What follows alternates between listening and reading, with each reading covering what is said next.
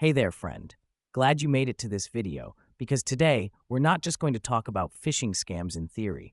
We're going to walk through the anatomy of one, step by step, so you never have to learn this lesson the hard way. This isn't fear, this is preparation.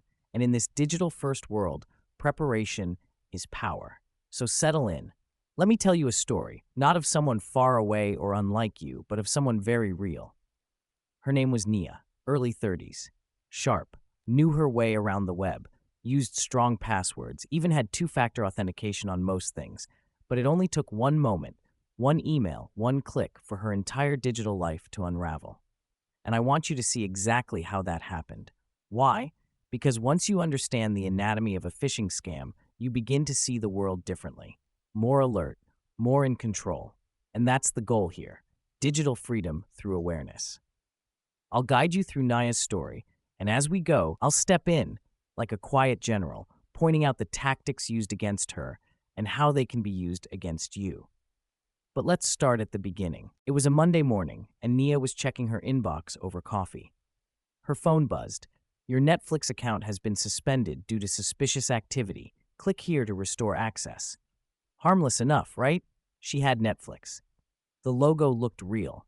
The language was urgent, but not threatening. And the email came at the perfect time, right as she was planning a relaxing evening to unwind from work. So without thinking, she clicked. And this is the first red flag I want you to remember. Urgency. Phishing works because it triggers a quick emotional reaction, fear, excitement, relief. It bypasses logic. This is the oldest psychological trick in the book. As Nia was redirected to what looked exactly like the Netflix login page, she entered her email and password. Nothing happened. The page just refreshed. She shrugged, figured it was a glitch, and moved on. But behind the scenes, her credentials had been harvested. Not just for Netflix, because like so many of us, she reused that same email and password combo for her banking app, her work email, even her cloud storage. Within minutes, scripts were running, logging into her accounts, bypassing weak security, and launching deeper exploits. And here's the second red flag. Login pages that don't behave normally. If you ever enter your credentials and nothing happens, or the site forgets to redirect you, stop. That's not normal. But Nia didn't notice. Why would she? Everything looked legitimate. That's the third tactic you need to be aware of, visual cloning. Today's scammers don't send broken English spam with blurry logos.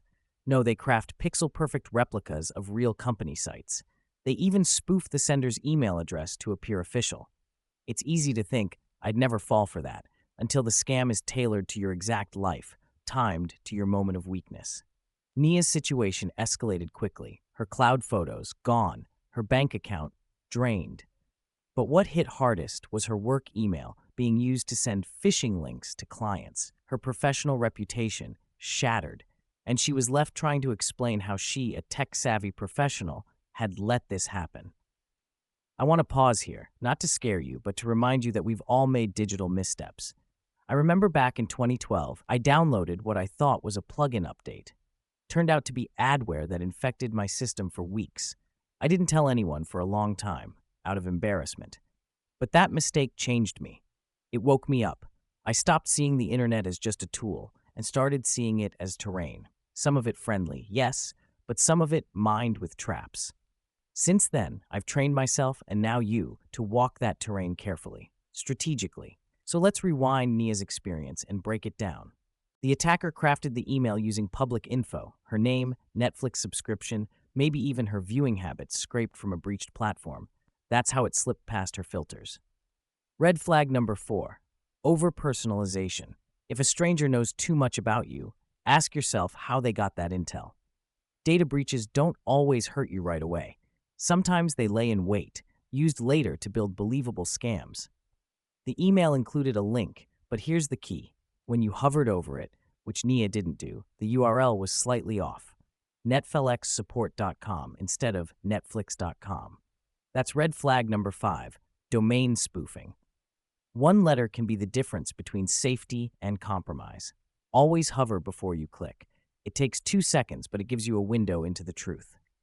Now let's talk about defense, what Nia could have done differently, and what you can start doing today. First, never click links from unsolicited messages, even if they seem familiar. Instead, go directly to the source. If Netflix emails you, don't click the link. Open a new tab and type netflix.com yourself. That breaks the attack chain right there. Second, use a password manager. Not only does it generate complex passwords, it also refuses to autofill credentials on fake websites. That's an invisible layer of armor most people don't think about. Third, enable multi-factor authentication everywhere. Yes, it's one more step, but it's a gate that attackers often can't bypass. And here's a simple habit that saved me more than once. Anytime I receive a message that stirs emotion, fear, excitement, panic, I stop. I wait 5 minutes. I breathe. Scammers want you to react, but awareness gives you the power to respond. You're not a victim, you're a strategist. And the longer you walk this digital terrain, the more fluent you become in its patterns.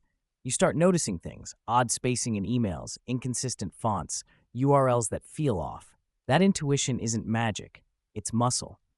And you build it by staying engaged, by watching videos like this, by talking with friends and family about digital hygiene, by not assuming you're too smart to fall. Even generals double-check their maps. Now I want to leave you with something memorable, a phrase I tell my students. If it's urgent, it's suspect. If it's emotional, pause. And if it asks for your credentials, question everything. One click can open the door, but one pause can close it.